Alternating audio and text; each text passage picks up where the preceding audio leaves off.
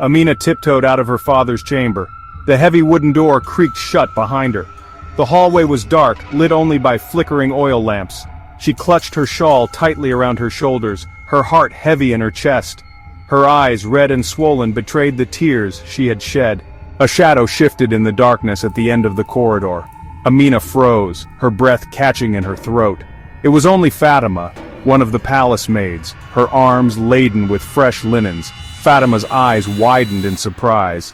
A hushed greeting escaped her lips, but Amina hurried past without a word. The night was silent save for the rustling of leaves outside the palace walls. Amina slipped through the shadows, desperate to reach the sanctuary of her own room. Each step echoed in the stillness, a constant reminder of her secret nightly visits to her father. She knew the servants whispered about her. Why else would she visit Sheikh Saleh in the dead of night? And why was she always in tears when she left?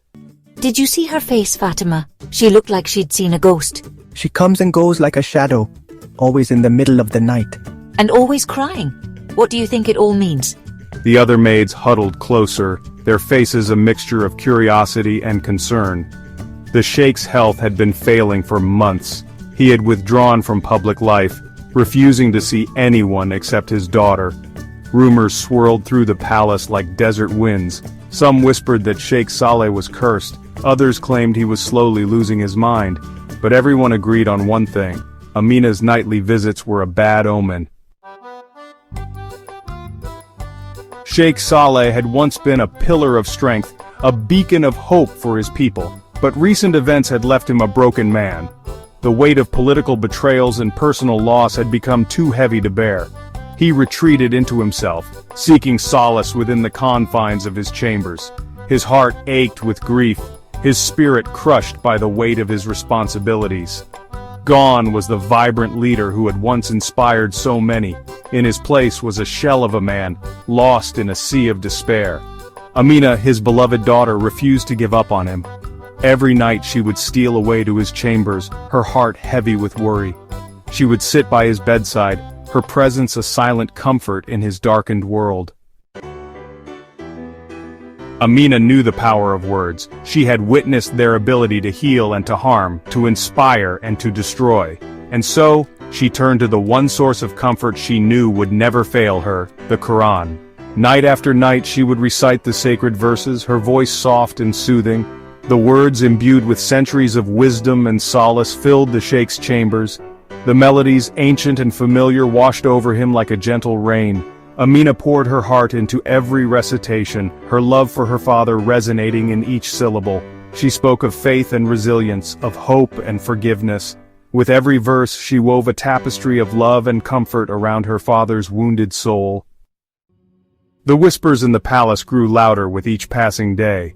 Amina's nightly visits, once a source of quiet speculation, became the subject of open gossip. She's gone mad, just like her father. She spends her nights chanting strange incantations. The rumors, fueled by fear and ignorance, spread like wildfire. Amina, once admired for her grace and intelligence, became an object of suspicion and dread.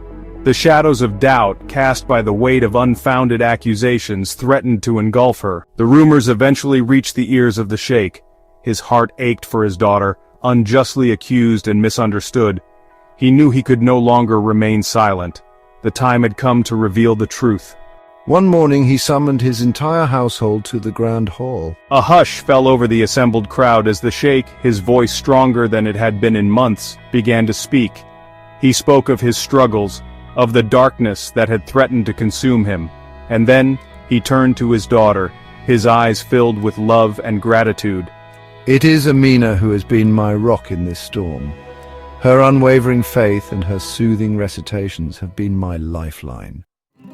A wave of astonishment swept through the hall. The servants, their faces etched with shame and remorse, listened intently as the Sheikh spoke. He spoke of the healing power of faith, of the importance of compassion and understanding. He reminded them that appearances could be deceiving, that true strength often lay in the most unexpected of places. He urged them to look beyond the surface, to see the good in others, and to never underestimate the power of silent acts of kindness. Amina stood beside her father, her heart filled with a mixture of relief and gratitude. The truth, once shrouded in shadows, had finally been revealed. The whispers and the doubts, the fear and the suspicion, all melted away in the face of her father's heartfelt words. Her nightly recitations, her silent sacrifice, had not gone unnoticed. They had spoken a language understood by the one person who mattered most, her father.